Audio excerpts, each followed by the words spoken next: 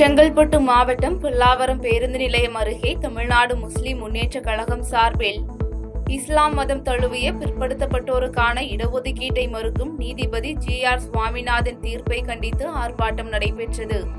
மேலும் மனிதநேய மக்கள் கட்சி மாநில துணை பொதுச் செயலாளர் எம். யாகூப் தலைமையில் நடைபெற்ற இந்த ஆர்ப்பாட்டத்தில் 100க்கும் மேற்பட்டோர் கலந்து கொண்டனர்.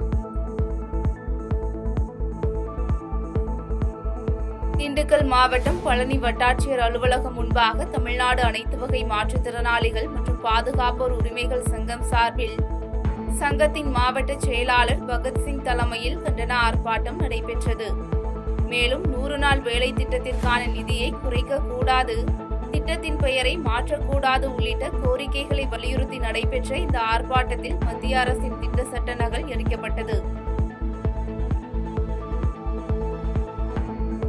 திருப்பூர் மாவட்டம் தாராபுரத்தில் தமிழ்நாடு அனைத்து வகை மாற்றுத்திறனாளிகள் மற்றும் பாதுகாப்போர் உரிமைகளுக்கான சங்கம் சார்பில் மத்திய அரசை கண்டித்து சாலை மறியல் போராட்டம் நடைபெற்றது.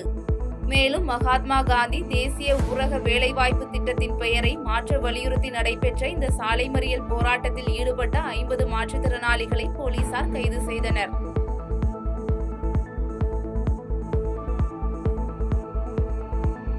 மயிலாடுதுறை தலைமை தபால் நிலையம் எதிரில் தமிழ்நாடு அனைத்து வகை மாற்றுத்திறனாளிகள் மற்றும் பாதுகாப்போர் உரிமைகளுக்கான சங்கம் சார்பில் மத்திய அரசை கண்டித்து ஆர்ப்பாட்டம் நடைபெற்றது. மேலும் 100 நாள் வேலை திட்டத்திற்கான நிதியை குறைக்கக்கூடாது, திட்டத்தின் பெயரை மாற்றக்கூடாது உள்ளிட்ட கோரிக்கைகளை வலியுறுத்தி நடைபெற்ற இந்த ஆர்ப்பாட்டத்தின் இறுதியில் மத்திய அரசின் திட்ட சட்ட நகல் எரிக்கப்பட்டது. நாமக்கல் மாவட்டம் ராசிபுரம் மற்றும் சுற்றுவட்டார பகுதிகளில் சோதனை மேற்கொண்ட ராசிபுரம் காவல் நிலைய போலீசார் இருசக்கர வாகனத்தில் அரசு மதுபானங்களை பதுக்கி வைத்து கூடுதல் விலைக்கு விற்பனை செய்து வந்த கிருஷ்ணன் மற்றும் செந்தில்குமார் ஆகிய இருவரையும் கைது செய்தனர். தொடர்ந்து மளிகை கடையில் ஹான்ஸ் பதுக்கி வைத்து விற்பனை செய்து வந்த ஜெயமுருகன் என்பவரையும் போலீசார் கைது செய்தனர். விருதுநகர் மாவட்டம் ஸ்ரீவில்லிபுத்தூர் அருகே உள்ள வாழைக்குளம் கண்மாய் பகுதியில் மணல் அள்ளுவதை தட்டி கேட்ட சட்டமன்ற உறுப்பினர் கார்த்திக் என்பவரை முரட்டும் தோணியில் பேசிய திமுக சேர்மனின் கணவன் தங்கமாங்கனி என்பவரை போலீசார் கைது செய்தனர். தங்கமாங்கனி சட்டமன்ற உறுப்பினர் கார்த்திக்கை மிரட்டும் வீடியோ வெளியான நிலையில் இதுகுறித்து வழக்கு பதிவு செய்த போலீசார் கொச்சியில் தலைமறைவாக இருந்த தங்கமாங்கனியை கைது செய்தனர் என்பது குறிப்பிடத்தக்கது.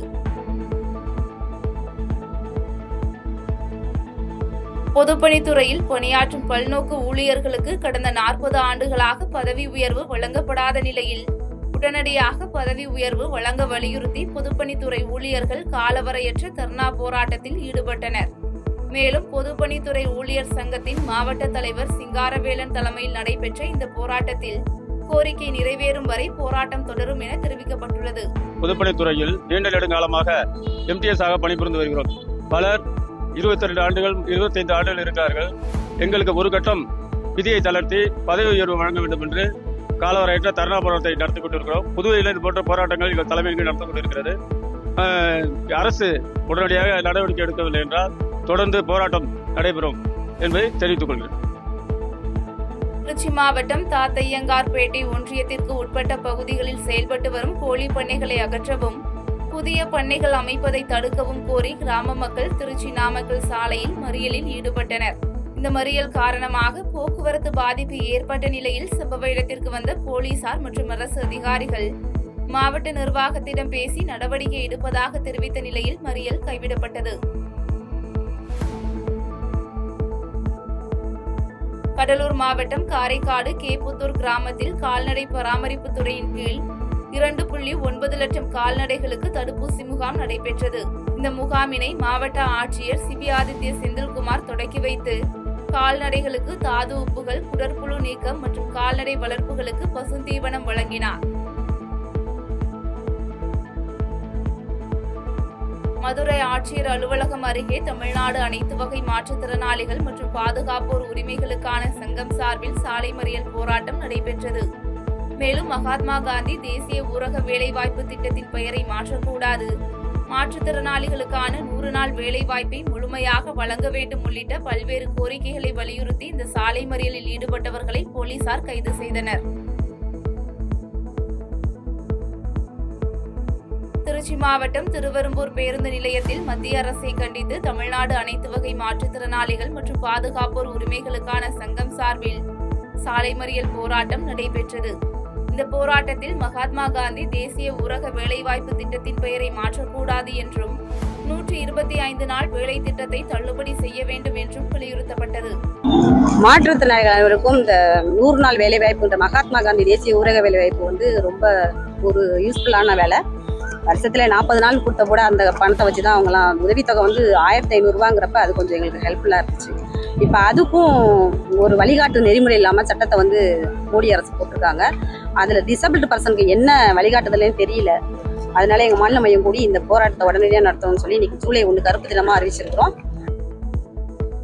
திருப்பத்தூர் மாவட்டம் பூங்குளம் பகுதியில் உழவர் பெருந்தலைவர் நாராயணசாமி தமிழக விவசாயிகள் சங்கம் சார்பில் சங்கத்தின் மாநில துணைத் தலைவர் ராஜபெருமாள் தலைமையில் ஆர்ப்பாட்டம் நடைபெற்றது.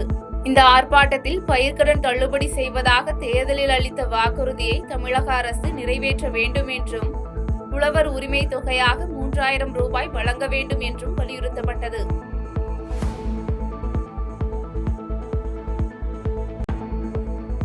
தாம்பரம் அருகே பேருந்தின் உள்ளே மயக்கமடைந்த பெண்ணிற்காக பயணிகளுடன் ஓட்டுநர் பேருந்தை தாம்பரம் மாவட்ட அரசு மருத்துவமனைக்கு கொண்டு சென்று அங்கு அவருக்கு தீவிர சிகிச்சை அளிக்கப்பட்டு வருகிறது. மேலும் பெண்ணின் உயிரை காப்பாற்றிய ஓட்டுநருக்கு பாராட்டுகள் தெரிவித்து வருகின்றனர். நம்ம வேல்ஸ் காலேஜ் வரும்போது அவங்க அப்படி விக்ஸ் மாதிரி வந்துருச்சு. டேப்லெட் அப்படியே போட்டாங்க, ஓரளவு நார்மலானாங்க. மறுபடியும் சரணாஷ்ட ஒரு ஸ்டார்டிங் வந்தது, மறுபடியும் அதிகமாகிடுச்சு. பார்வதி ஹாஸ்பிட்டல் விட்டாமான்னு கேட்டேன். இல்லை என்னால் சமாளிக்க முடியாது, ஓரளவு நார்மல் தான், பரவாயில்ல போகலான்ட்டாங்க. அங்கேருந்து கொஞ்சம் தூரத்துலேயே மறுபடியும் ஓவர் ஆகி போய் மறுபடியும் சொல்லிட்டாங்க. அப்படியே சிக்னல் ரைட் எடுத்து கிருஷ்ணகிரி மாவட்டம் போச்சம்பள்ளி அருகே பொதுமக்களின் பயன்பாட்டிற்காக வைக்கப்பட்டிருந்த குடிநீர் தொட்டியை மதுபோதை ஆசாமி ஒருவர் அடித்து உடைத்து சேதப்படுத்திய சம்பவம் அப்பகுதியில் பெரும் பரபரப்பை ஏற்படுத்தியுள்ளது. சமூக விரோத செயலில் ஈடுபட்ட அந்த நபர் மீது கடுமையான நடவடிக்கை எடுக்க வேண்டும் எனவும் புதிய குடிநீர் தொட்டியை அமைத்து தங்களுக்கு மீண்டும் ஒகேனக்கல் குடிநீர் கிடைக்க வழிவகை செய்ய வேண்டும் என கோரிக்கை விடுத்துள்ளனர்.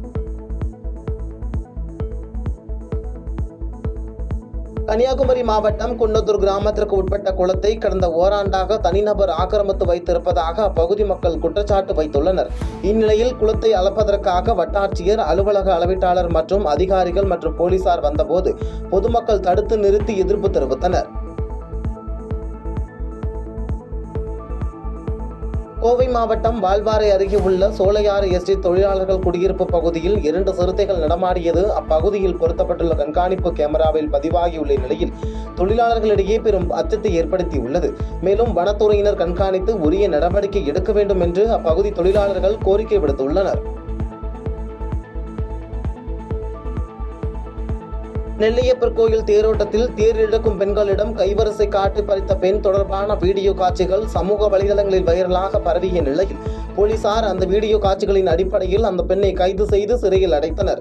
விசாரணையில் அந்த பெண் நெல்லையைச் சேர்ந்த மீனாட்சி என்பதும் இவர் அரசியல் இயக்கம் ஒன்றின் மாநில மகளிர் அணி நிர்வாகி என்பதும் கண்டறியப்பட்டது. திருவள்ளூர் மாவட்டம் தாமரைப்பாக்கம் கூட்டுச்சாலையில் தமிழ்நாடு அனைத்து வகை மாற்றுத்திறனாளிகள் மற்றும் பாதுகாப்பு உரிமைகளுக்கான சங்கத்தினர் ஜி திட்டத்திற்கு எதிர்ப்பு தெரிவித்து திட்ட நகலை எரித்து சாலை மறியல் போராட்டத்தில் ஈடுபட்டனர். தகவல் அறிந்து வந்த போலீசார் அவர்களை கைது செய்து திருமண மண்டபத்தில் தங்க வைக்கப்பட்டுள்ளனர். குறிப்பாக இன்னைக்கு ஒன்றிய பாரதிய ஜனதா கட்சி ஆட்சி பொறுப்பேற்ற பிறகு ஏற்கனவே கொண்டு வந்து 2004 அமுல்படுத்தியிருக்கக்கூடிய மகாத்மா காந்தி ஊரக வேலைவாய்ப்பு உறுதி சட்டத்தை எப்படியாவது சீர்குலைக்கணும்னு தொடர்ந்து ஒவ்வொரு நிதியாண்டும் நிதியை குறைச்சிக்கிட்டே வந்தாங்க.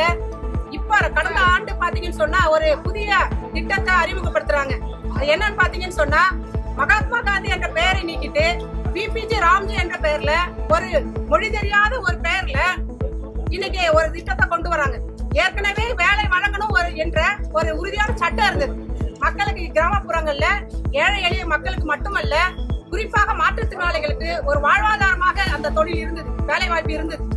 அதுல ஒரு விஷயம் என்னன்னா 100 நாள் வேலை உறுதியா கொடுக்கணும், முழுமையான சம்பளம் மாற்றுத்திறனாளிகள் வழங்கணும், இலகுவான வேலைகளை அவங்களுக்கு கொடுக்கணும்ன்றது இருந்தது. 4 மணி நேரம் வேலை தான் வழங்கணும் அப்படின்றதெல்லாம் இந்த ஏற்கனவே இருந்த மகாத்மா காந்தி திட்டத்துல இருந்தது. ஆனா இப்ப இருக்கக்கூடிய இந்த பிபிஜி ராம்ஜி என்ற அந்த திட்டத்துல இது எல்லாமே இன்னைக்கு சீர்குலைச்சிருக்காங்க.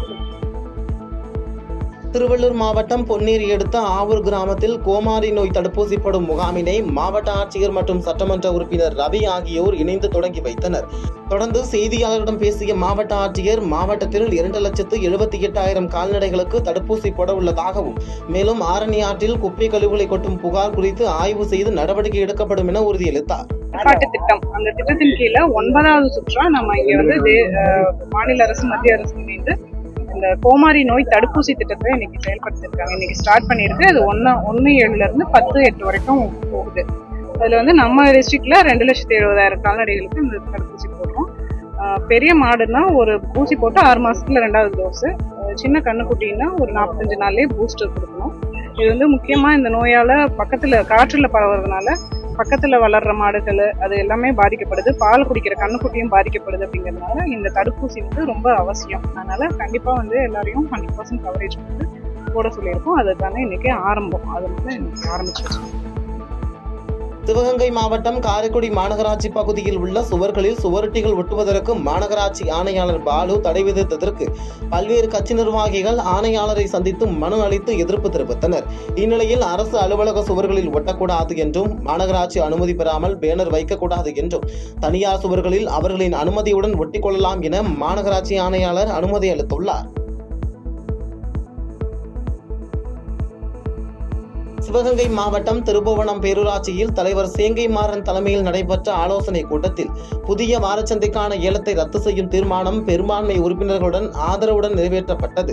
இதற்கு எதிர்ப்பு தெரிவித்த சில உறுப்பினர்கள் கூட்டத்திலிருந்து வெளிநடப்பு செய்த பின்னர் தேவையான அடிப்படை வசதிகள் அனைத்தும் ஏற்படுத்தப்பட்ட பின்னர் புதிய வாரச்சந்தைக்கான ஏலம் நடத்தப்படும் என்று அவர் உறுதியளித்துள்ளார். மாவட்ட ஆட்சியர்கிட்ட இது விஷயமா கொண்டு போக போகிறான். அதுக்கு பிறகு நகராட்சி கலெக்டர் அருப்புக்கோட்டை கலெக்டர்கிட்ட பேச போகிறான்.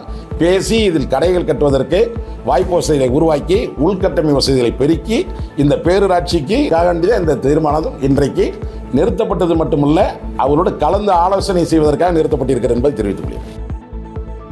விருதுநகர் மாவட்டம் பந்திநாயர்ப்பு பகுதியில் விபிஜி ராம்ஜி திட்டத்தை திரும்ப பெறவும், கருவெளி பதிவு, கைரேகை பதிவு என்ற பெயரில் மாற்றுத்திறனாளிகள் வேலைவாய்ப்பு பறிக்கக்கூடாது உள்ளிட்ட பல்வேறு கோரிக்கைகளை வலியுறுத்தியும் மத்திய அரசை கண்டித்தும் மாற்றுத்திறனாளிகள் சாலை மறியல் போராட்டத்தில் ஈடுபட்டனர். இதனையடுத்து போராட்டத்தில் ஈடுபட்ட 100க்கும் மேற்பட்ட மாற்றுத்திறனாளிகளை காவல்துறையினர் கைது செய்து தனியார் மண்டபத்தில் அடைத்தனர்.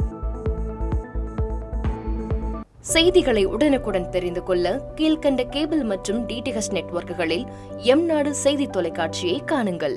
பாதகம் செய்பவரை கண்டால் நாம் பயம் கொள்ளலாகாது பாப்பா. மோதி மிதித்து விடு பாப்பா, அவர் முகத்தில் உமிழ்ந்து விடு பாப்பா. அண்மை செய்திகளை உடனுக்குடன் தெரிந்து கொள்ள இணைந்திருங்கள் எம்நாடு தொலைக்காட்சியுடன்.